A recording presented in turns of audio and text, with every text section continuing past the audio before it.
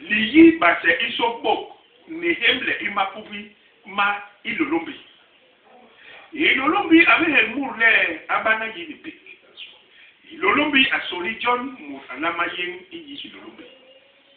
mahawel mong ni yong bila holawe le unok mbok masora ma ilolombi mambong le murakos mapubi ma ile yi yigiri sobok ne anka isobok bimbong wede uyile ilolombi nye tamanyen ayihek ilolombi nye tamanyen bo bako baba bebe zinyule nyen abek mut kare sobok ne karmi ni gana be ilolombi bini gawe le ilolombi abek mut le aba ngwili yenyi ilolombi John le mbo ben hemle kunde ngira ikebisu yi imbo mu le awa be hongol di mama ntakobe imama mbo inson ansal imama mboma ikebisu John unok le yi yon iye mut ingira moro yi lolombi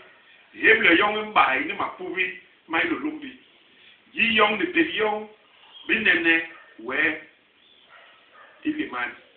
mapu mai lolombi mahola we kunde bana yini pe inyule yi ingi kunde itegwe mal ingera umboro yi basa isobok unle bade gweha lolombi inlolimbu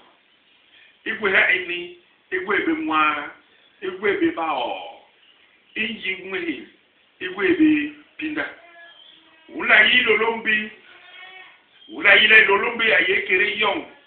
ibare bondi ungwes muru wong lebo di unogo nye ngo ula ki yile lolombi ayekere yong ingera umbege mambe ma lolombi ingera ungwes muru wong lebo di unogo nye ngo ingera umbege ski mambe ma lolombi hanye ni lolombi anti wayi lepe lewu o bisele kwong ubangbe kwong usalbije kwong le ubamu bisu ingera unu mulwo nkomsi mapubu ma lolombi mahula wa iyi o mamadiga masoli iko ba longa iyi ikebisu John bo bako baba be wa be yin iyi lolombi